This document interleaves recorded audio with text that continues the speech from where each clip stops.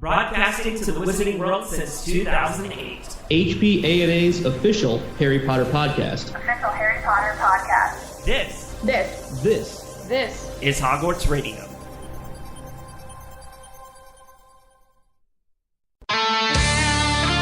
This is Hogwarts Radio, episode 217 for October 14th, 2018.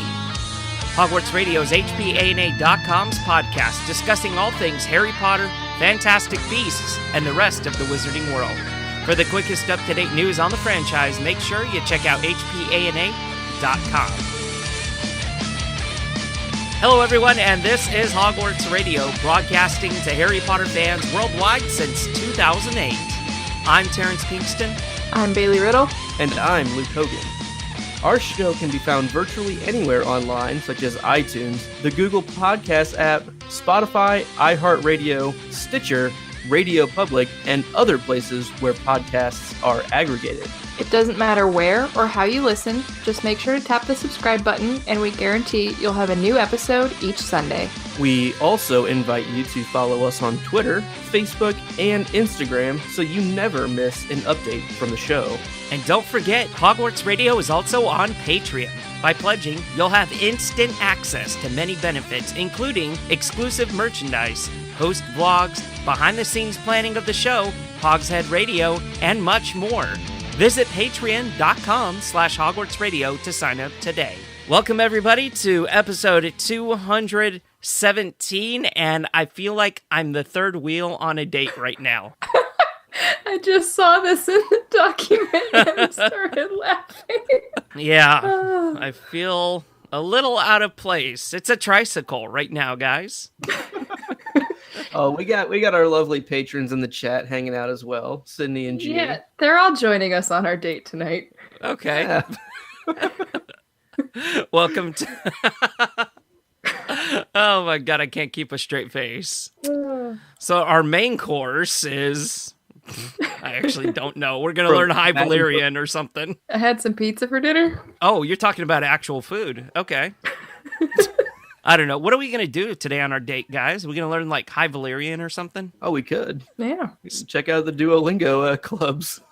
It's so confusing. How can you learn? That's like learning parcel tongue. It's a 100% fabricated language, right? And something that I've noticed about learning High Valyrian, which if you're not familiar with what High Valyrian is, it is one of the languages from A Song of Ice and Fire, Game of Thrones. And I've started learning it. Bailey started learning it for the podcast That Drinks and Knows Things that I also run. And since it is a fabricated language, it is really, really by the book. Like it's very linear and logical, almost so much that it doesn't feel real because it's not.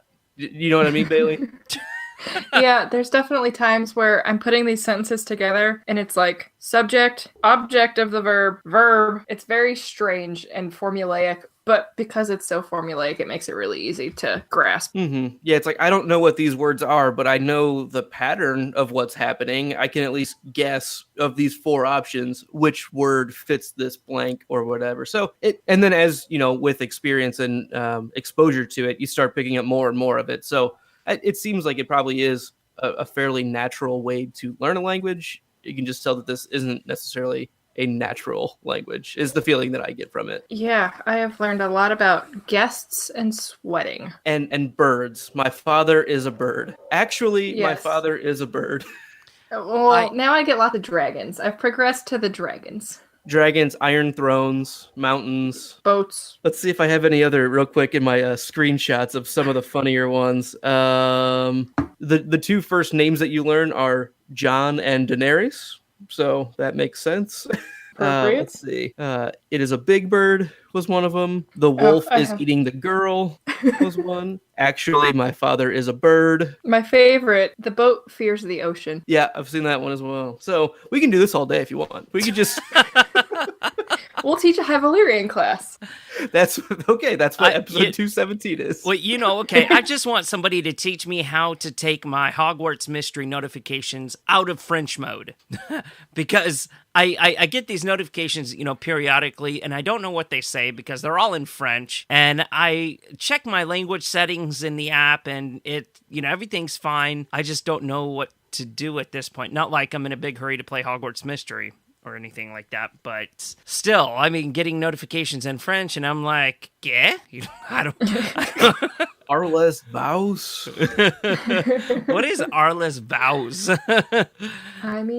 We could help you if we actually played Hogwarts Mystery. That's very true. I feel like we need Gretchen. I know. Gretchen has the week off. And, we do have a little bit of Hogwarts Mystery news that we'll get to in just a bit. But the big news coming out of this week was, and I don't even know if it's big news, because apparently 12 posters weren't enough. Today, as we record the episode, Warner Brothers released new Fantastic Beasts Crimes of Grindelwald posters that are all about the future, really. A slew of these new posters, these new character posters came out. Again, very vivid in their detail. The one that I'm actually just seeing for the first time is the one with Grindelwald with his back to everybody, and he's kind of facing the cast. And everybody has their wands lit. Well, Dumbledore and Newt have their wands lit, and Grindelwald has his lit.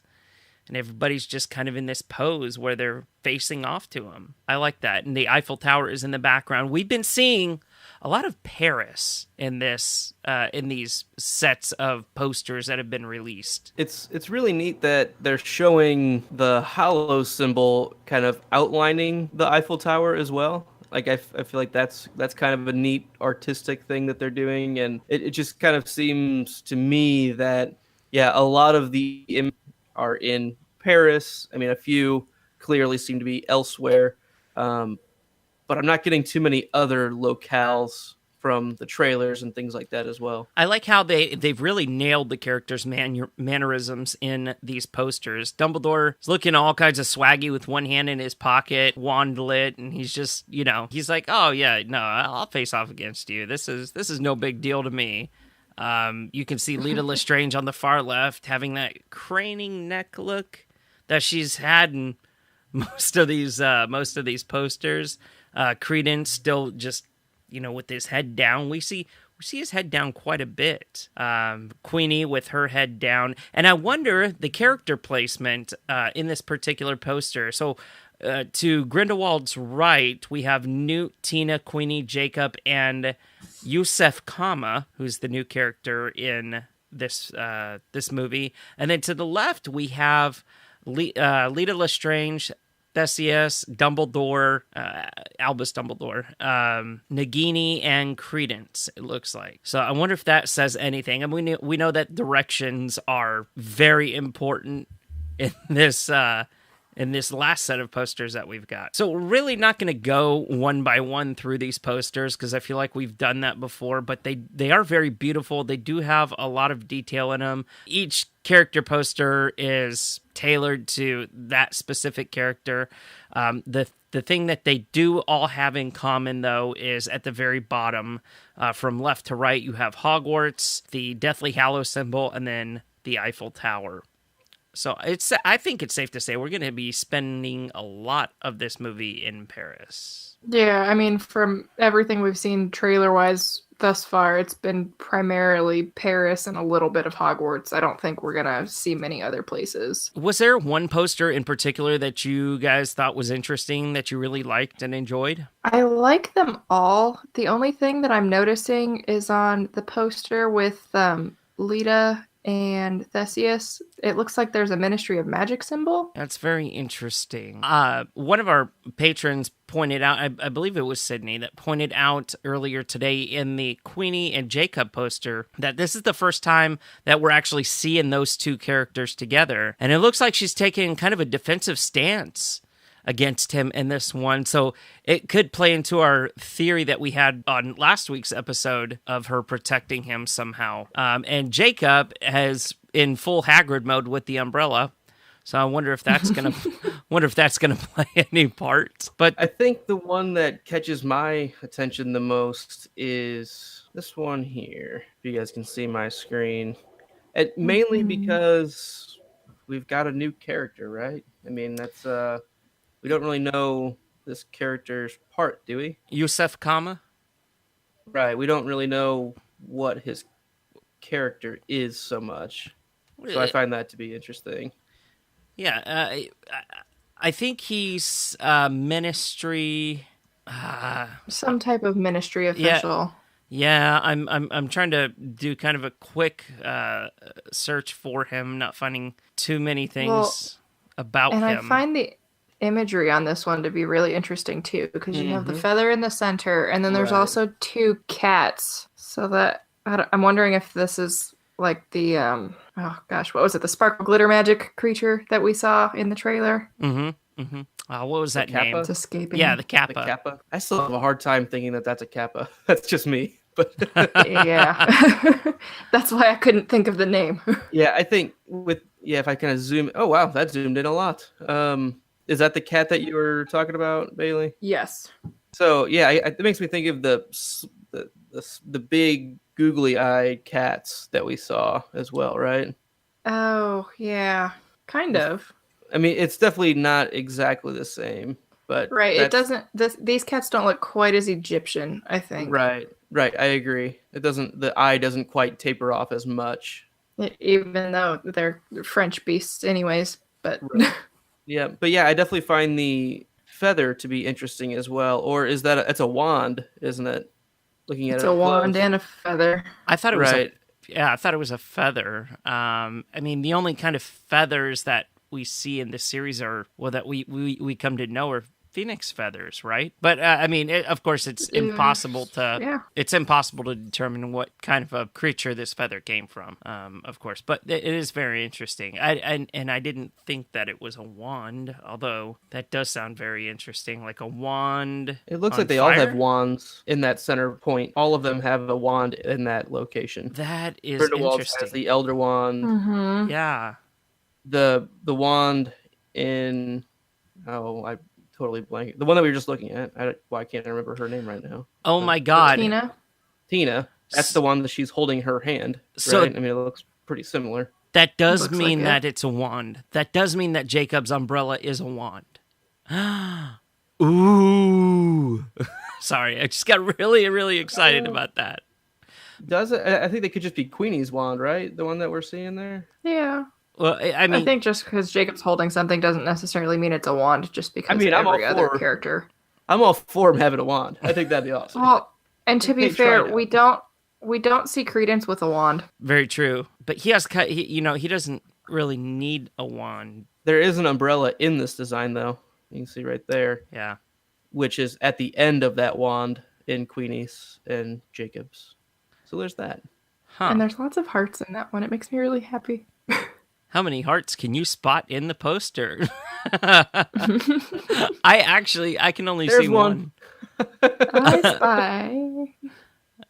I only see one though. Okay, maybe two. I don't know. But anyway, the tagline of these posters and of this movie is the fate of one, the future of all. It's very, very interesting. We'd love to hear your thoughts on the final Fantastic Beasts character posters.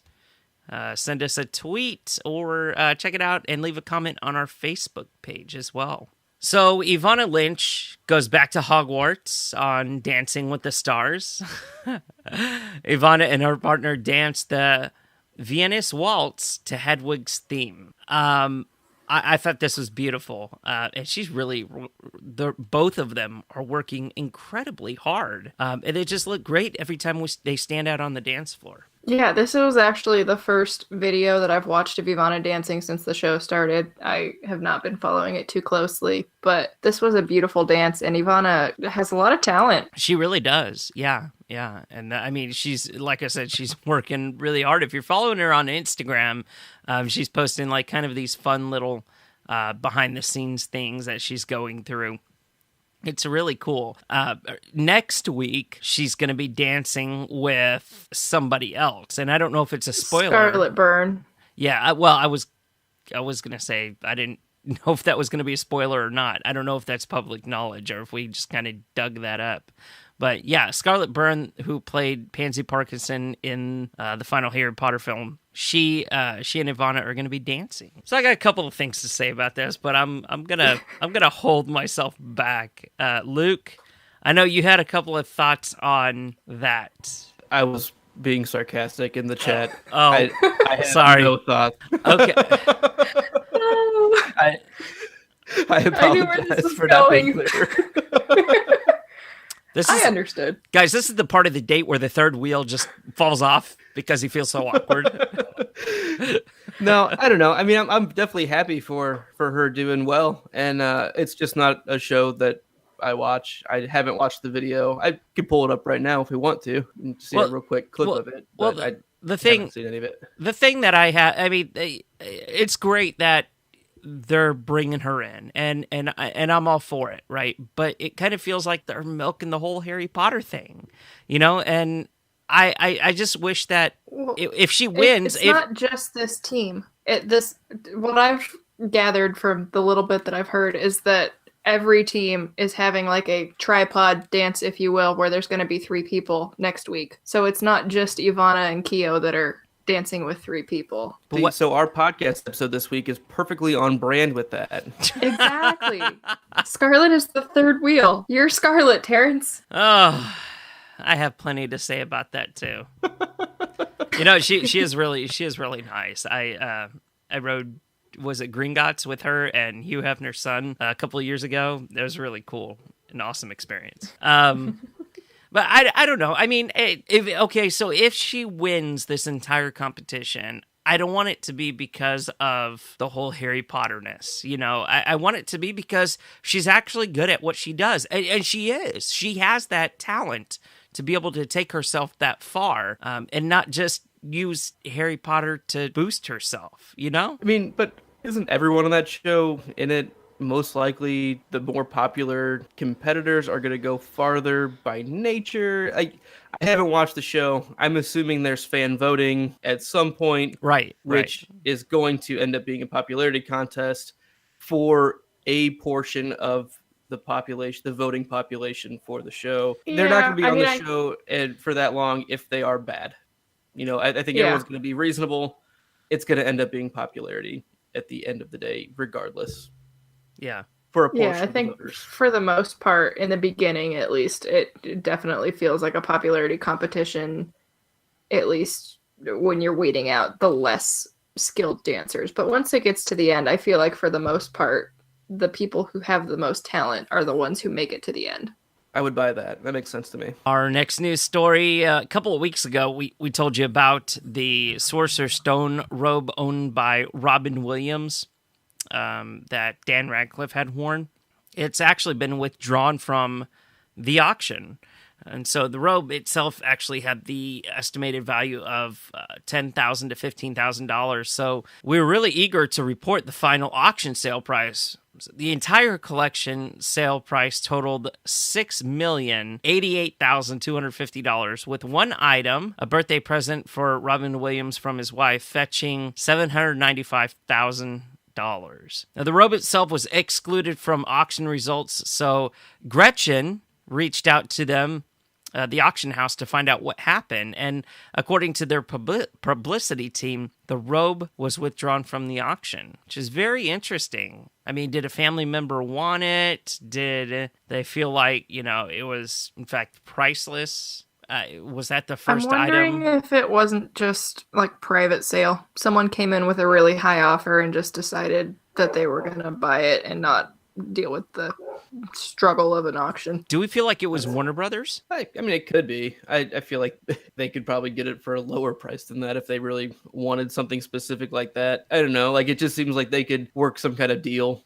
It's not surprising if it is. But they have so many of these things. So the entire collection was an entire Harry Potter collection, or was it just, It was the entire collection of Robin Williams' items that were going on auction. It was not all Harry Potter. Okay, that was my question. Huh. Okay, well, we'll have to reach out to Gretchen next week to find out if, in fact, somebody else did swoop in at the last minute. So she's on location this week, knocking on their door, trying to get answers, right? Yeah, absolutely. That's exactly what she said. That's the commitment that we expect. I love it. Nice work, Gretchen. On to Hogwarts Mystery. There's actually a really cool update. They're going to be celebrating Halloween with a sinister twist. So players, along with staff and school ghosts, will prepare for the Halloween feast in the Great Hall, which has been appropriately decorated with pumpkins and spooky decor. Then in mid-October, about the time this episode's coming out, players are going to have the chance to pursue a side quest that includes a sinister, time-sensitive twist to the story. And according to Jam City, players will need to utilize their full arsenal of defensive spells, from Hex Deflection to the Stunning Spell, Stupefy, as dark forces arrive on Hogwarts grounds upon the full moon.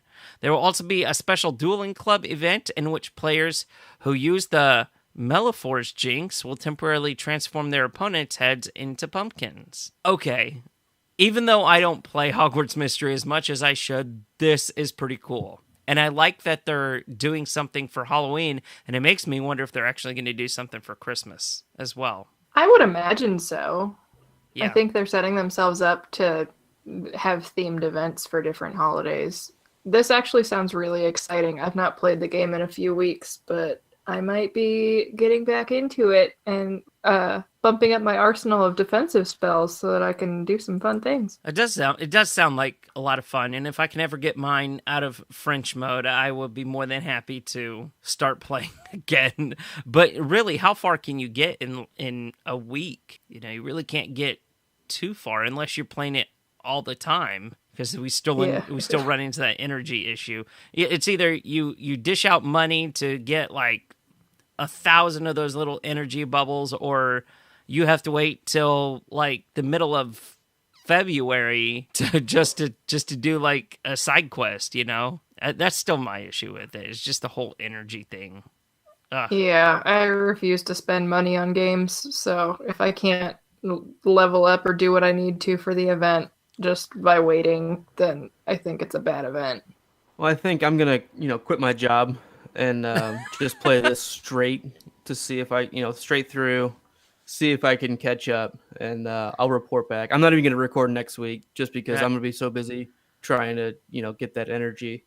None of that's true. I'll be here next week. Welcome to the life of a full-time podcaster. That's it. Yeah, times like 4. Okay, let's move into our main discussion this week. And a couple of weeks ago, we started our Dumbledore's Army character analysis with Neville Longbottom. It was really a lot of fun to talk about Neville and dig in deep into his history. And we really did learn a lot. Well, this week, we're going to talk about Cho Chang. One of those other, I'm not going to say major player, but she was definitely there through the bulk of the story, we could say, through the bulk of the later story, and did play a significant role. So let's discuss Cho Chang. I say that as I cringe. She's really not my favorite character. I'm Cho Chang, y'all. I'm Cho Chang, y'all. So Cho Chang was born sometime between September 1st, 1978 and August 31st, 1979. And they just did the math there because you had to be 11 years old to get your Hogwarts letter. And she was in the same year as Harry. So we can deduce between those 364 days that she was born. It's kind of ridiculous, but there's really nothing else that we have to go by with that. Her blood status is pure blood or half blood. We really don't know. We know that she's not a muggle. We know that she has some wizarding blood in her family. Her patronus is a swan, and her house is Ravenclaw. Let's talk about her etymology, the etymology of Cho Chang. So Cho is common Celtic, and is a common Sinitic and Korean name, as a Japanese given name is derived from the word cho, meaning butterfly. Chang is a Chinese family name, depending on the character meaning prosperous, common, bright, to sing or chant, or unhindered. In Chinese, Chao Chang means melancholy. This may allude to Cho's fragile emotional state following Cedric Diggory's murder. So in the Chinese translations of Harry Potter, the name Cho Chang is translated into Zhang Ku. In Chinese and Japanese, the surname precedes the given name, with Zhang being common Chinese surname, and the official pinyin transcription of Chang and Ku mean autumn. As the name Cho Chang is considered to be Chinese, the Mandarin translation may give hint as to what the name may mean.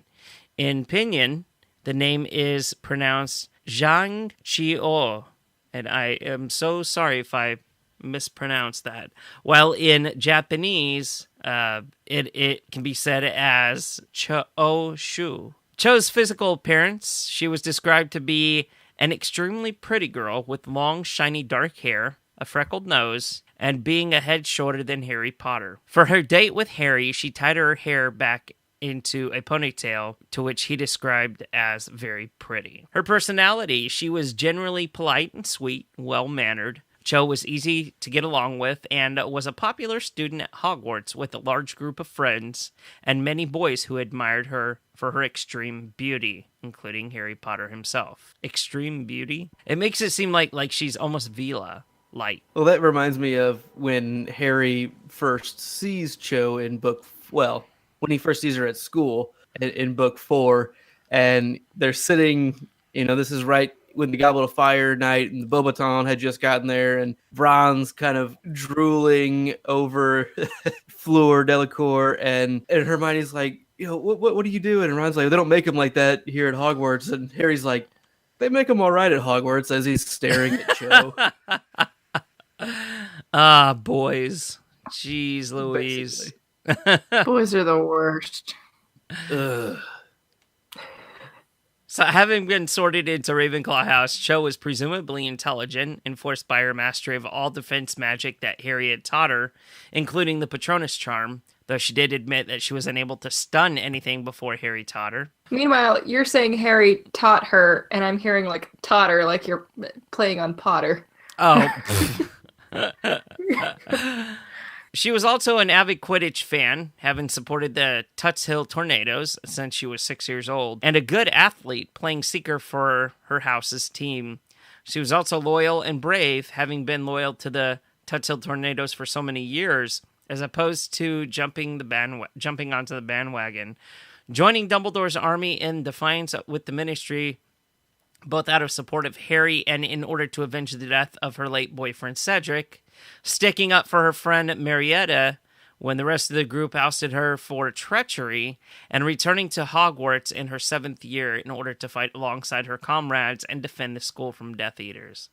So a lot of good qualities, and it kind of makes me wonder why she was selected for Ravenclaw. A lot of these qualities are a lot of the qualities that Gryffindors have, and a lot of the Gryffindor characters themselves have. So for the most part, Cho was often found around Hogwarts with a gaggle of girlfriends. Ooh, that's a fun thing to say, gaggle of girlfriends. Bailey, do you have a gaggle of girlfriends? No, girls are the worst.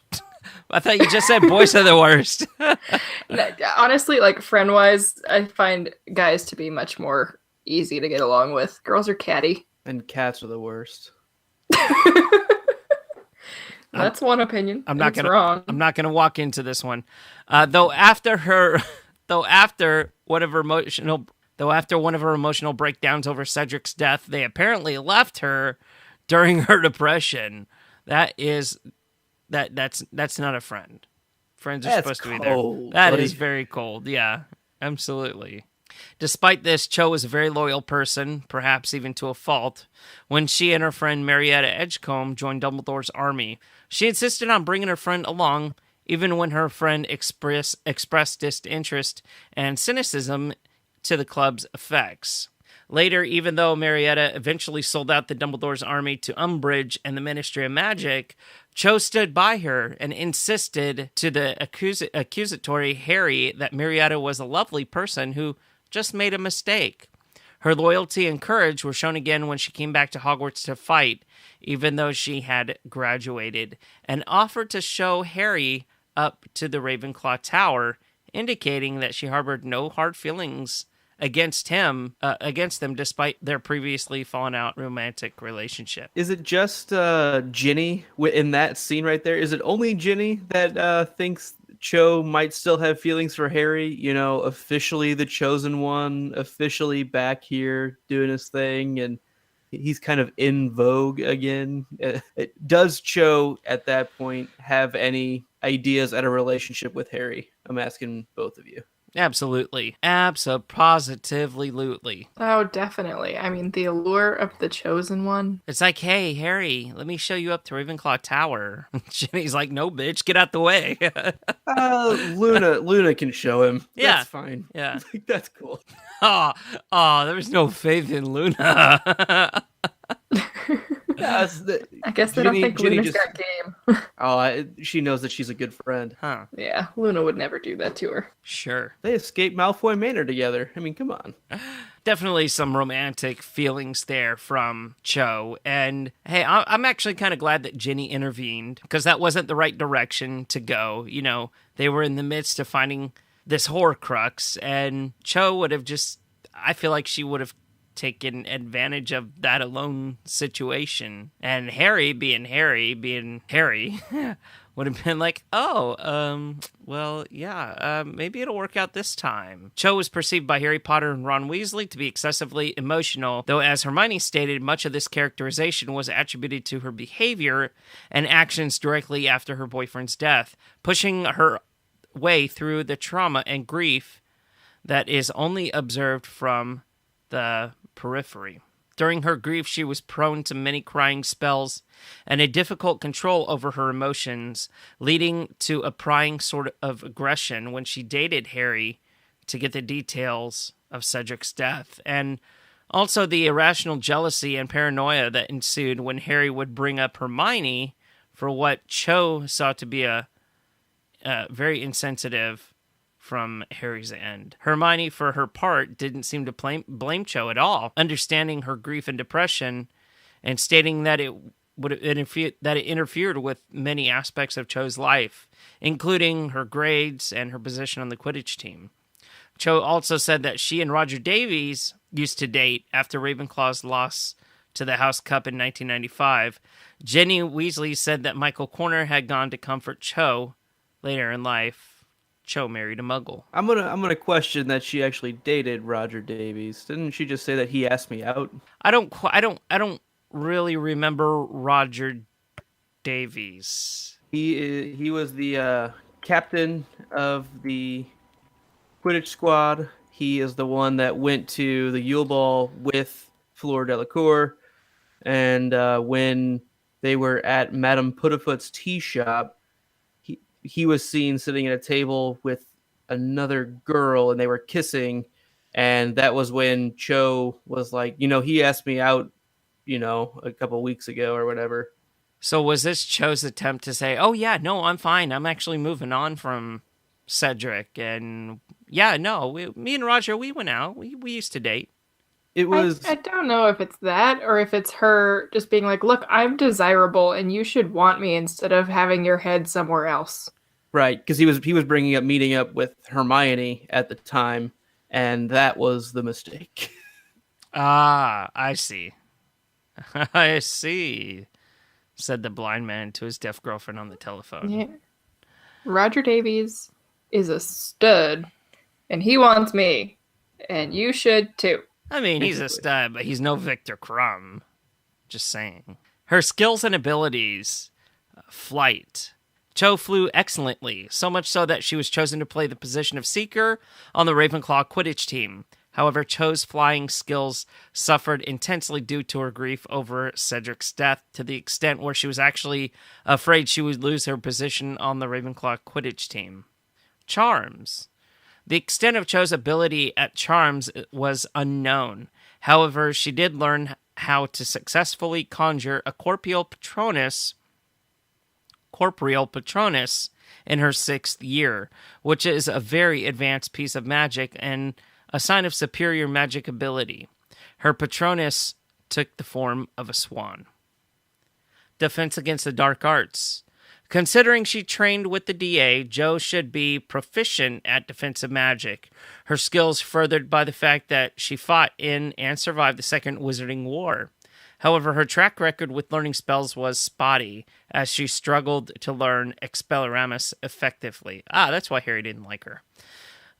Given that she later survived the Battle of Hogwarts, though, it is likely that her fighting abilities had improved since then, assuming her survival just hadn't been owing to simple luck, of course. All right, so moving on to Cho's relationships. Her relationship with Harry Potter. Harry was drawn to Cho's good looks and developed a crush on her when she was in her 4th year, and he asked her to the Yule Ball in the next, though she had already agreed to attend with Cedric. Still, Cho treated Harry kindly, such as in refusing to wear a Potter Stinks Support Cedric Diggory badge during the Triwizard Tournament. In her 6th year, Cho began to return Harry's feelings, though she felt somewhat guilty for doing so, considering the recent murder of Cedric Diggory. She joined Dumbledore's army and became nervous whenever Harry was nearby, something Harry also exhibited. They shared a kiss under the mistletoe around Christmas time, but this was spoiled by Chang beginning to cry, and Harry being at a loss for how to respond. That scene when she starts crying, and later on he's talking to Ron about it. He's like, I didn't know it'd be so wet. and he was like, do they always cry? Like, well, he's just... Were you that bad? He's was that Harry's first kiss? Yes. I think so. Aww. Yeah. Other than Aunt Marge's dog. She goes through so much. She does. Yeah, she does go through a lot. And she's maybe 15 at this time and trying to still process what happened to Cedric. I mean, one minute he's there, the next minute he's not. And this is probably the first death that she's had to deal with, and she really doesn't know how to process it. Yeah, and the boys, as Hermione says, has the emotional range of a teaspoon. So that might be my favorite Hermione quote. It's up there. There's so many good ones.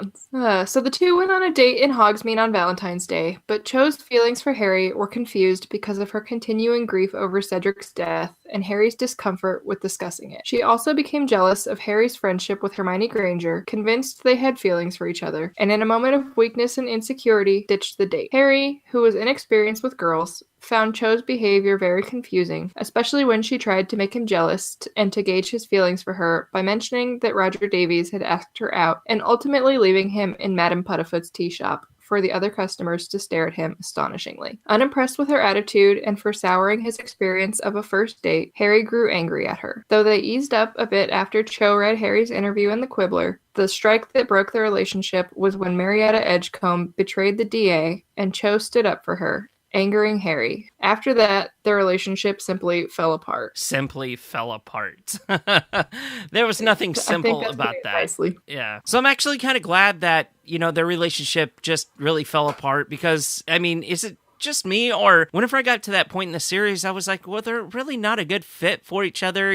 She's always crying on him. He doesn't need that. He needs, they both need to support each other, and he's just not doing it. He's not giving her any information or the information that she needs, and she's just really not over Cedric and his death and stuff like that. So, it was doomed from the start. I think there was the infatuation. It was there, but nothing really ever blossomed out of it. And then that was it. That was that. Or did it start too late, do we think?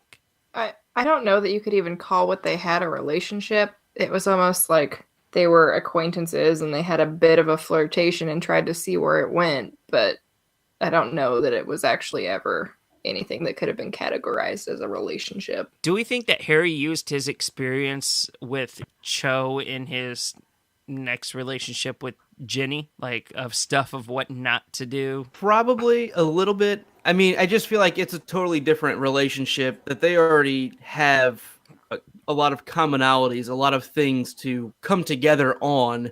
I mean, Harry is basically already a part of the family. So, I mean, they can literally just talk about the Weasley family and everyday wizard stuff. I mean, they've already connected on these things. They have Quidditch on the same team. They have the Chamber of Secrets. I mean, that's something that those two will always be able to share and harken back to as a very, very intimate, special moment that they didn't realize at the time, but looking back at it, I mean, literally no one else in history could ever have that experience like they did. Yeah, well, and Harry and Ginny already know each other. They don't have that getting to know each other awkward phase in their relationship. It's a natural progression for them. Well, it's taking that next step, right? Going from that familiarness to something a little bit more, something a little more mature as these feelings in both of them start to take shape. Yeah, I really feel like, for Harry, this was his first quote unquote attempt at a relationship. And it's a learning experience. And could it have worked out? Maybe.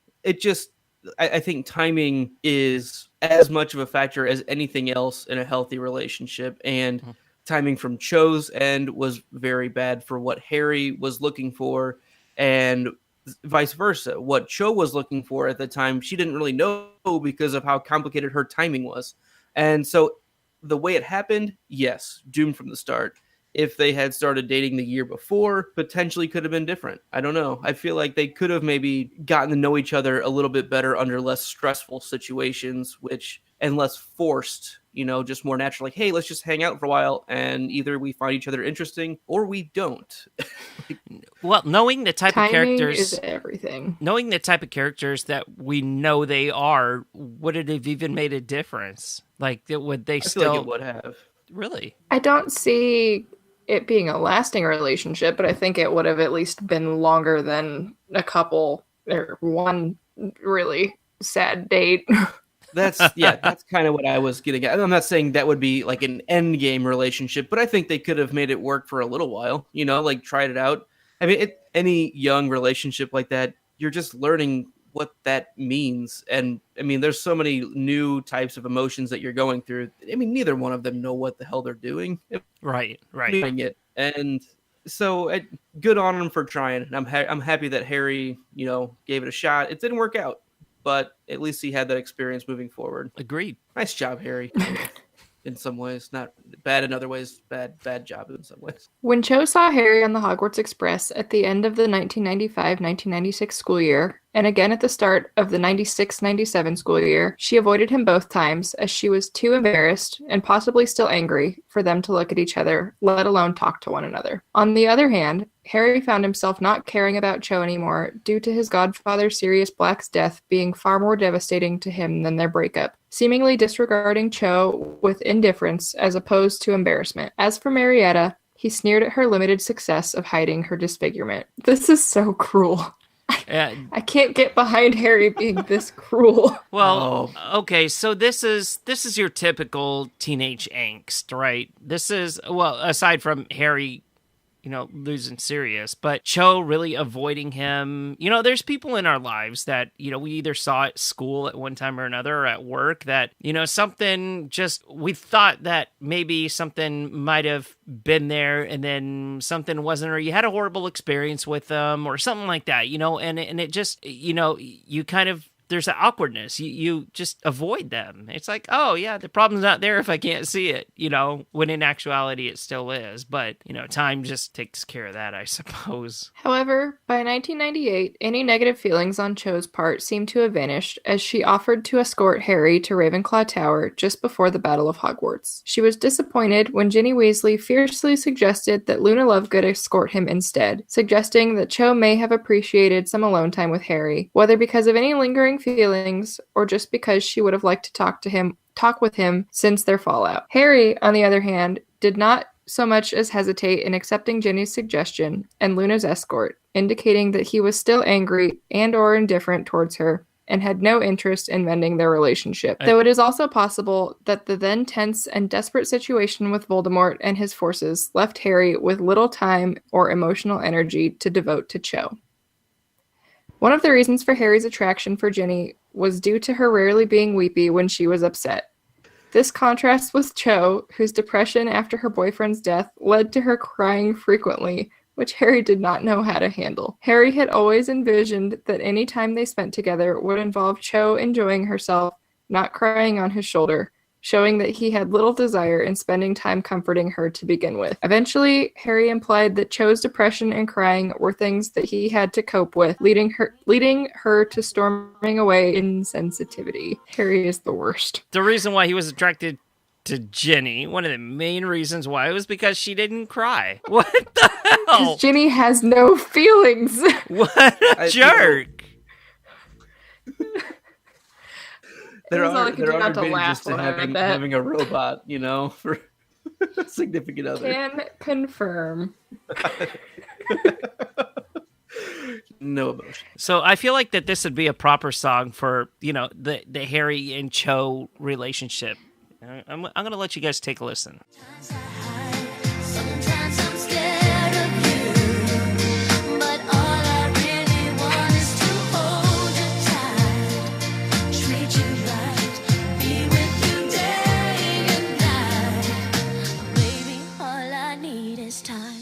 And Harry doesn't want to give you time.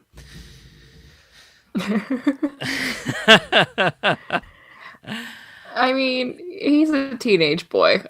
He's I mean. don't expect him to think about it as deeply as it should be thought about.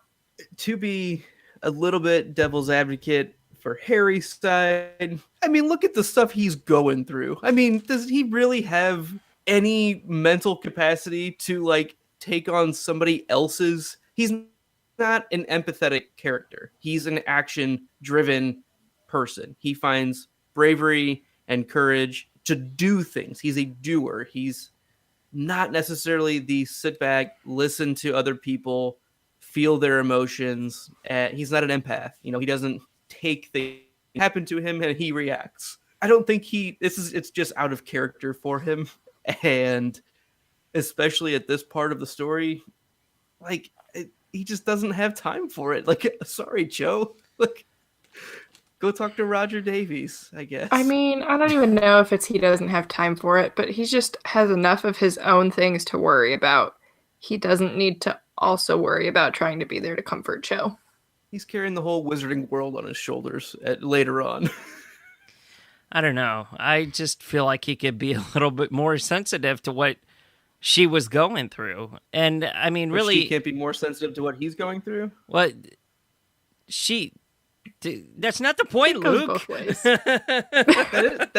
is my point. She doesn't give him a chance at all. And I'm not saying that he's perfect, but I feel like she just it makes Harry look bad that he doesn't appease her, and that's not necessarily fair.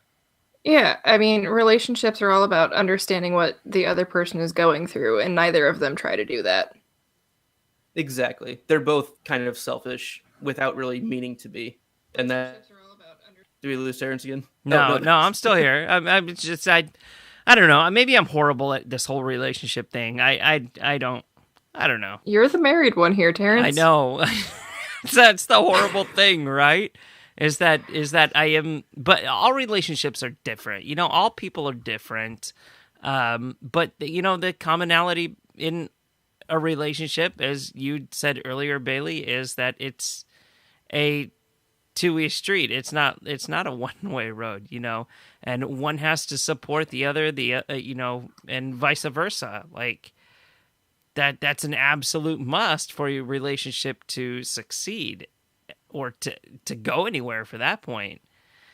I just feel like there wasn't enough time given with Harry and Cho in order for that to happen. I feel like it was just like that one awkward date and then a series of unfortunate events happening with the whole Dumbledore's army being found out, and then just the bad blood between Marietta and Dumbledore's army, and Harry was dragged into it with Cho, and I don't know. I feel like that enough time wasn't given to explore. Fair. Well, when it's right, and it just wasn't right. All right, so Cho's other relationships.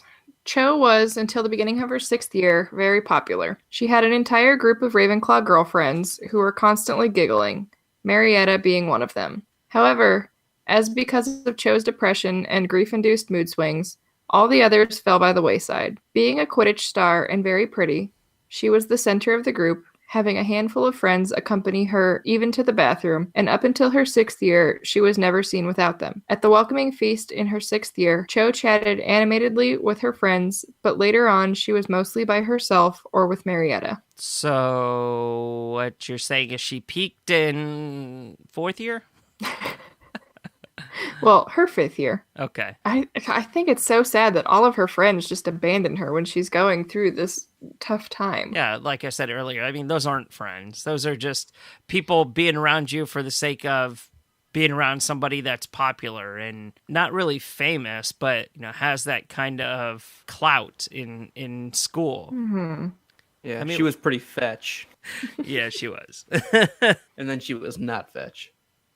And none for Marietta Wieners. Marietta Wieners. Just got a vision of marionette puppet with a hot dog. Sorry. All right, so let's talk about Dumbledore's army and Cho's place in it. Cho became a member of Dumbledore's army in 1995.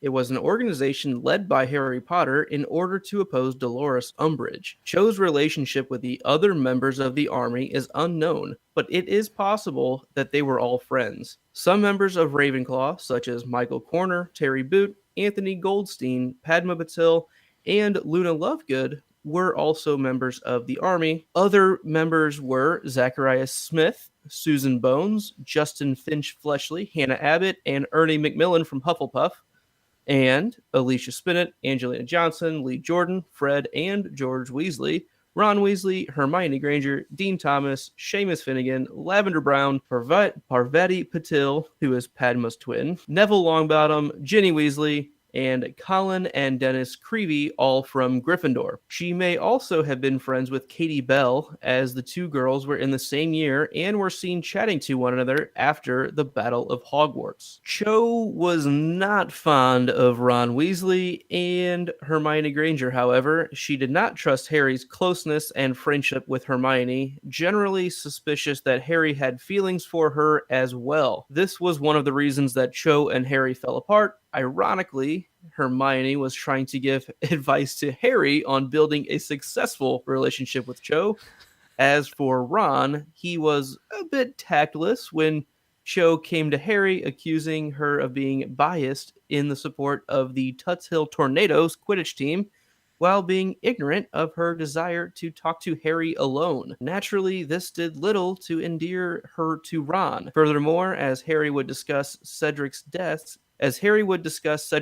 with both Ron and Hermione while refusing to do the same with Cho, this only increased Cho's dislike of Harry's two best friends. It seems like a very jealous person. And it seems like somebody of like her clout, her popularity would be someone that gets jealous really easy. And that's like, I think she's very insecure. Yeah, like those kind of people are more, they tend to gossip a little bit more, like to their friends, and then spread not necessarily rumors, but like, oh, I bet that Harry and Hermione snog in the Gryffindor common room whenever everybody else goes to sleep. And I mean, that's probably what she was thinking. I don't know. Ginny Weasley seemed relatively neutral about Cho, though for obvious reasons she was not supportive of her and Harry's relationship, mentioning to Harry out of suggestion that maybe he should talk to her about Marietta instead of the long periods of avoidance from his end. When the entire DA ostracized Marietta for betraying them, Cho alone stood up for her, putting her at odds with the rest of the group. This did not, however, appear to prevent her from retaining membership with the DA, and she fought with Dumbledore's army during the Battle of Hogwarts, most of them surviving the war. I think the saddest thing about Marietta being such vilified after Book 5 is that Harry knows that Veritaserum was used on her, right? Right. I mean, Right. That's the worst part. I think everybody that was in Umbridge's office knew, right? Because didn't Snape come in and say, "Oh yeah, you used the last of it interrogating Miss Edgecombe"? Right, exactly. But I mean, I don't know if that did anything for the bad blood that was already because of her betrayal. Yeah. She couldn't help it. Well, yeah, I mean, obviously, yeah, she couldn't. But to a teenager, it's like, well, you're still at fault because I want it to be at fault. Yeah, I it's want you to be that at fault. initial Yeah. thing that you just, that's not going to change anytime soon. Right or wrong. You suck. Got a bad taste in my mouth. And that does wrap up Cho Chang. I know she's a bit of a different character. Not really, like I said at the beginning, not really a major player in this series, but she's one of those well-developed characters that really still has a place in the storyline with our main characters. I'm glad Harry had that experience of kind of a not a great relationship to start off with.